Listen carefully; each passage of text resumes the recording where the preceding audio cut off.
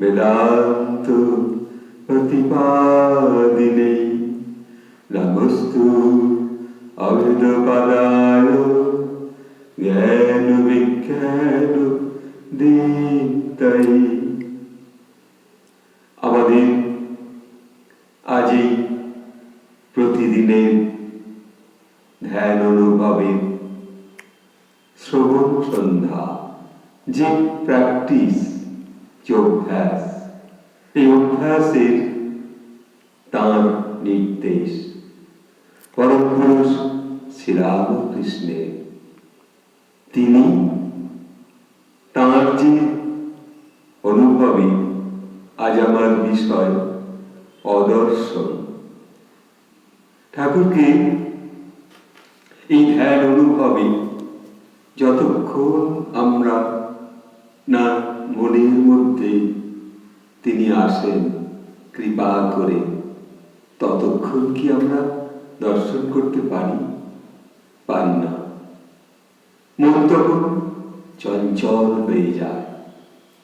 কখন দেখব, কখন তার শ্রীরূপকে দর্শন করব?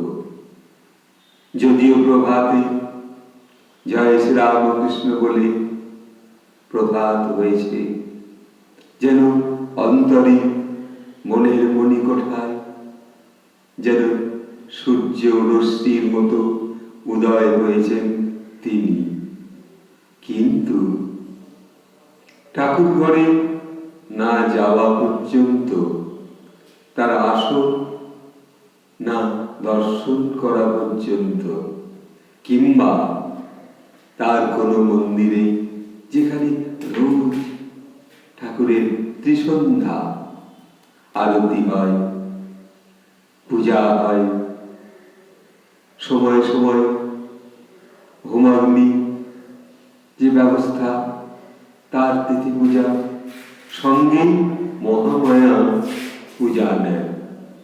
এই এক পরম আমাদের দর্শনীয় অনুভব।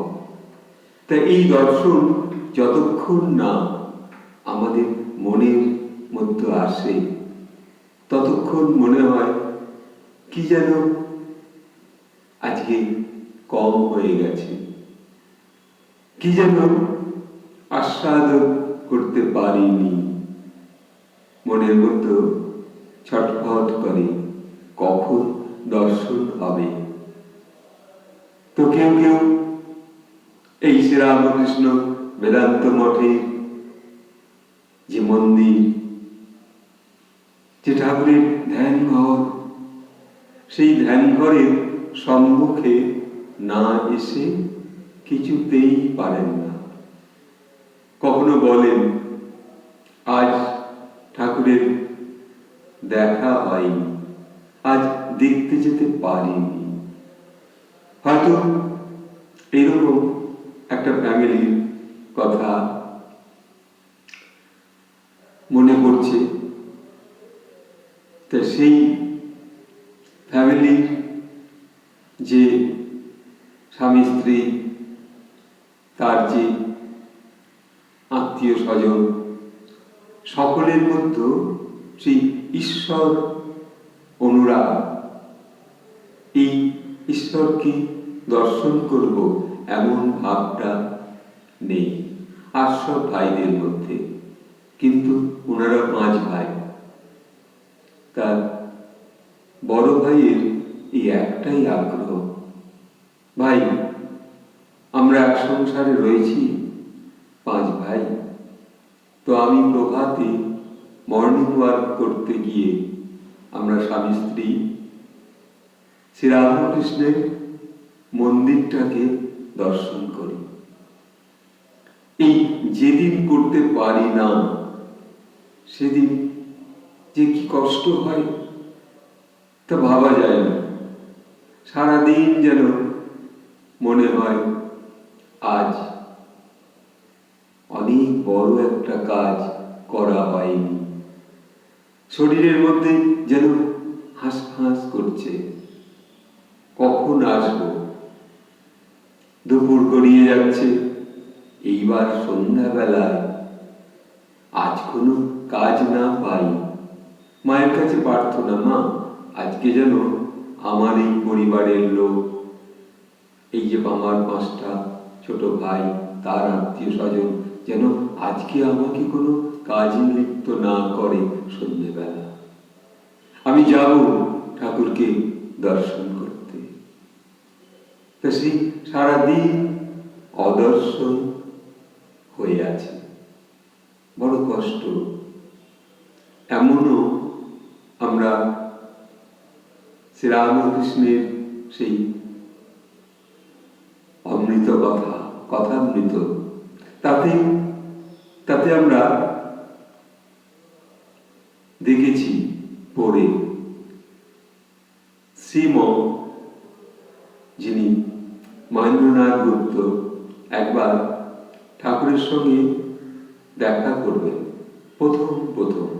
প্রথম একবার দর্শন হয়েছিল, তারপরে মাঝখানে বেশ কদিন আর দেখা করতে আসতে পারেননি। এইবার তার মধ্যে যে অনুভব, নিষেদিন ভাবছে যে সেই ভগবান শ্রীরামকৃষ্ণের যে সঙ্গে কথা, তার যে দর্শন, তিনি কেমন করে বসে বসে আমার সাথে গল্প করবেন, এই মুহূর্তটা কখন আসবে শ্রীম ভাবছেন। অবশেষে তিনি লিখেছিলেন যে 5-6 দিন তার সঙ্গে দেখা হয়নি। তা তখনকার দিনে তো আর ছবি, ঠাকুরের ছবি বা ঠাকুরের অন্য কোনো ছবি কাছে রাখা যাবে এইরকম সেই সময় এত ছবি রূপ আমরা তো পেতাম না।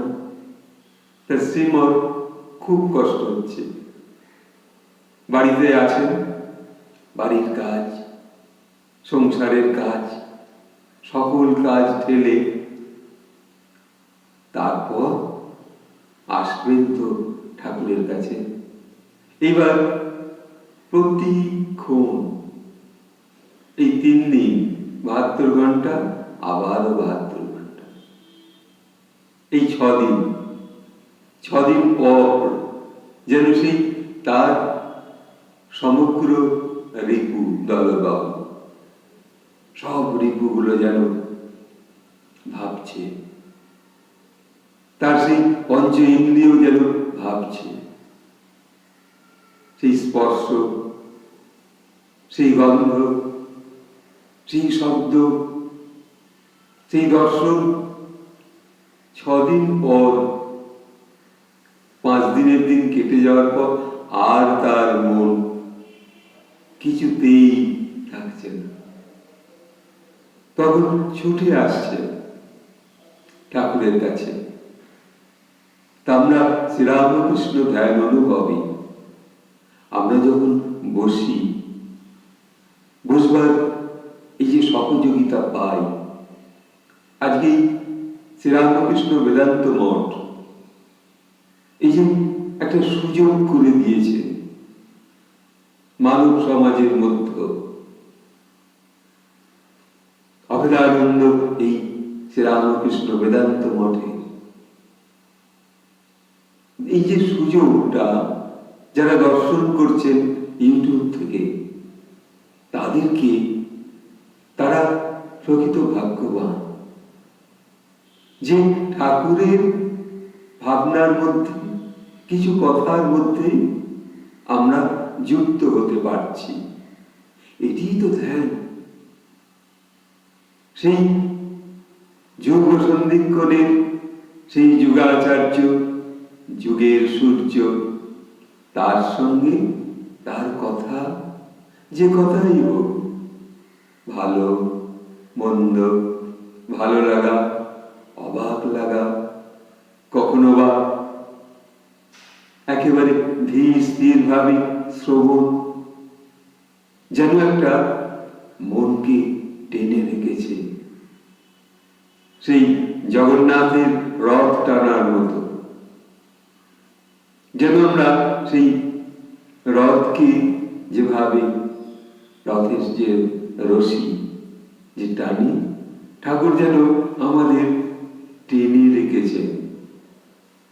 এই কৃপাময় ভক্ত মণ্ডলী তারা যারা শ্রবণ করে, শ্রবণ করতে করতে তন্ময় হয়ে পড়ে, এমন পরিবার ভাবছে আচ্ছা কর্মের মধ্যে সে ইউটিউবে শুনছে, দেখতে পাচ্ছে না, দূরে হয়তো তার মোবাইলটা রয়েছে, কিন্তু কান তো স্পর্শ করছে ঠাকুরের সেই কথা, যেন একটা অপূর্ব তৃষ্ণা তৃষা। তাই না কবি গায়ক গেয়েছেন কত রকম কত ভাবে, যে কথার মাঝে তব কথা নাই, সে কথা আমার শোনায় না। যে কথার মাঝে তব কথা নাই, সে কথা আমার শোনায় না। এই যে কথার মাঝে সত্যি তোমার কথা নেই, তোমার কথা যুক্ত হলে কি হবে? তোমার কথা যুক্ত হলে আমি কর্মের মধ্যে ধ্যানমগ্ন হয়ে পড়ব। ধ্যান এসে আমার শরীরে জমবে, হাতে কর্ম, নারী পুরুষ সকলে হাতে কর্ম করছে। সংসার সমারঙ্গনে কর্মই তো জীবন। স্বয়ং মা দেবী সারদা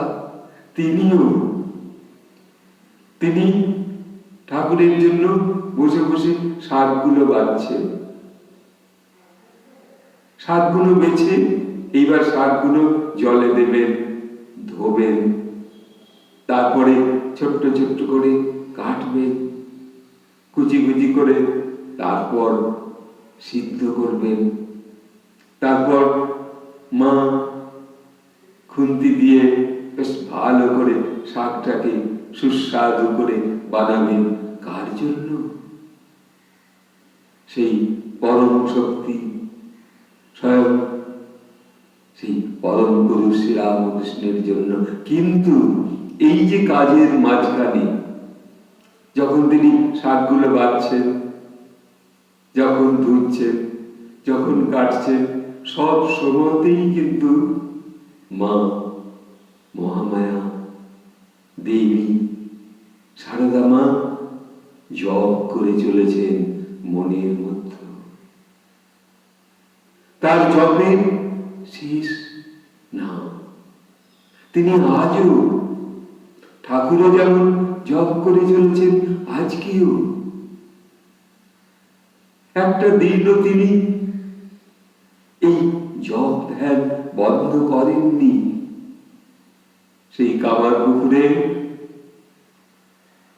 সেই যে ঢেকিশালার ঘর থেকে তার শ্বাস প্রশ্বাস যে শুরু হয়েছিল মাতৃগ্রহণে, এই মহাপৃথিবীতে তিনি যে এসেছিলেন, সেই থেকে তার অন্তর, তার হৃদয়, তার শ্বাস প্রশ্বাস জপ করে চলেছে আজও পর্যন্ত। এ কে জানে? জানে তার সন্তান বর্গ, জানে সেই স্বামী বিবেকানন্দ, জানে সারদা মা, জানে সেই রাজা মহারাজা স্বামী ব্রহ্মানন্দ, জানেন স্বামী রঙ্গনাথানন্দ, আরো ভূতেশানন্দ, অনেকেই জানেন তিনি জপ বন্ধ করেননি, করেন না, করবেন না। কেন? মানব কল্যাণে। তাহলে এই মানব কল্যাণের জন্য আজ তার প্রাণ আহ্বান করছেন আমাদের মতো অতি সাধারণ সেবক ভক্ত এদেরকেও, যে তোমরা এসো বাবা, তোমরা বসো, একটু শান্ত হও, তোমরা দর্শন করো সেই দেব শক্তিকে।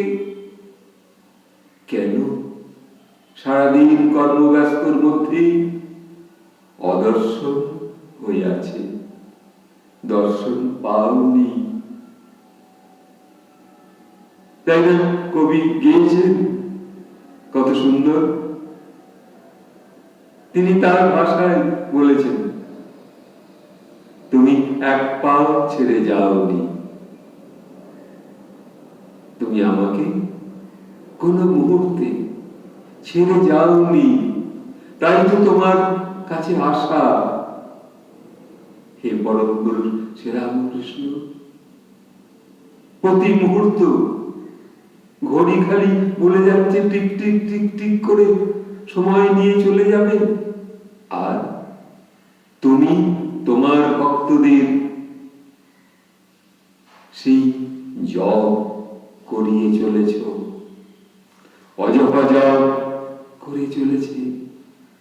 যেমন সেই এক ভৈরব,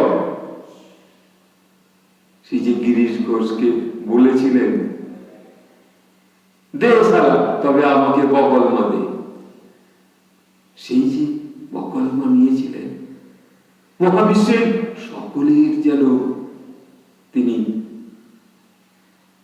জপ করা এখনো শেখাচ্ছেন। এখনো নতুন নতুন ভক্ত এসে ব্যাকুল হচ্ছে, মহারাজ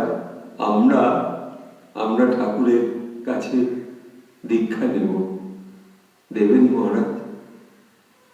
কোন কোন মহারাজের কাছে যাচ্ছেন তারা, সেই ঠাকুরের কসমিক রে, তার রূপ, সেই অতি সূক্ষ্ম সেই শক্তি আজও বিচ্ছুরিত হচ্ছে শ্রীরামকৃষ্ণের সেই যেন হোমাগ্নি থেকে। তাই তো তাকে দর্শন না করলে কত কষ্ট। কেন আমরা অদর্শিত অবস্থায় রয়ে যাব? দিনের শেষে, দিনের শুরুতে, দিনের প্রথমে, সূর্য ওঠার প্রথম প্রভাতে, আবার সূর্য যাওয়ার সেই গধূল লগ্নে, তখনও যেন একটা দিন চলে যাবে, তোমার দর্শন হবে না। এমন দিন যেন না আসে ঠাকুর, এমন দিন এলো না, তাই না?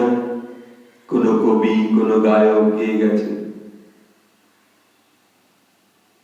বসে ভাবিস কিরে মন,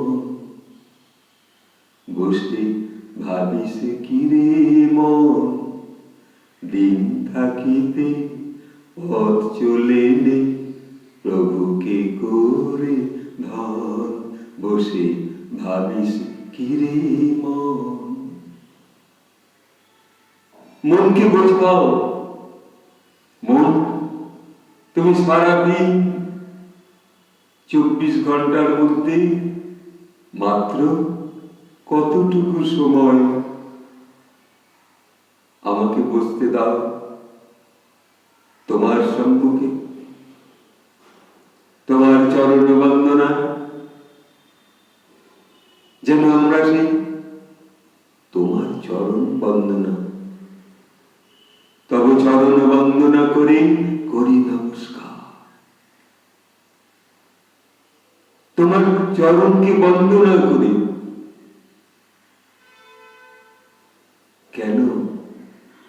দর্শন দেবে, তুমি এসে দাঁড়াবে, তবে তো হবে, তবে তো দেখতে পাবো সেই চরণ যুগল। তোমার মধ্যে সেই স্বয়ং দেবী শারদেশ্বরী, তিনি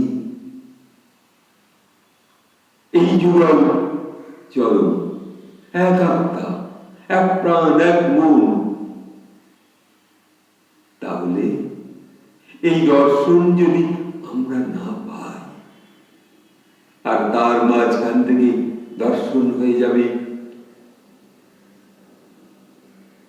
সেই স্বরূপ, দর্শন হবে দেবী ভবতারিণী, দর্শন হবে মহাদেবের, দর্শন হবে স্বয়ং কৃষ্ণের, দর্শন হবে রামচন্দ্রের, আবার দর্শন হবে প্রভু জগন্নাথের। কি আনন্দ তোমার দর্শনে! তাহলে কেন কেন আজ তুমি আমায় অদর্শনে কেন রাখবে?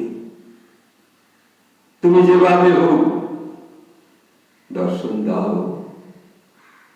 মা না বলে গেছেন তোমার কথা? ঠিক ঠিক বলেছেন মা, যে যারা ঠাকুরকে ব্যাকুল হয়ে ডাকে, তিনি তাকে দর্শন দেবেন, একদিন দর্শন দেবেন। যুগ যুগ কেটে গেলেও তিনি দর্শন দেবেন। প্রতিটা ঠাকুরের সেই সন্তানদের যখন দর্শন দিয়েছেন, সেই সব মহারাজদের তারা দর্শন পেয়েছেন, কিন্তু কি করে বলবে? তারা বলতে তো পারবে না। সেই তো ব্রহ্মের কথা, ব্রহ্মশক্তির কথা, তা কি বলা যায় মুখের ভাষায়? তাই তো তিনি স্পষ্ট বলেছিলেন সেই বিদ্যাসাগরকে, পণ্ডিত বিদ্যাসাগরকে, যে ব্রহ্ম কখনো উচ্ছিষ্ট হয় না। যখনই তোমার সন্তান বর্গ তাকে দেখতে পায়, সত্যি দেখতে পায়। তাই তো ঠাকুর বলেছেন যে মাঝে মাঝে সাধুদের কাছে যেতে হয়,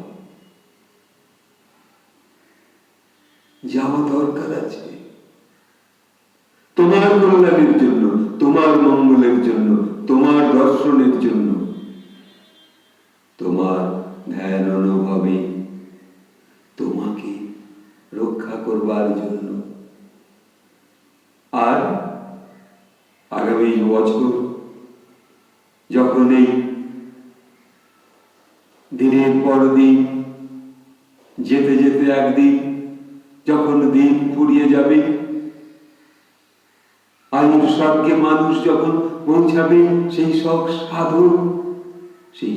সাধু তারা আশা করে গেছে, তারা আশা রেখে গেছে এই সূক্ষ্ম শরীরে তারা তোমাকে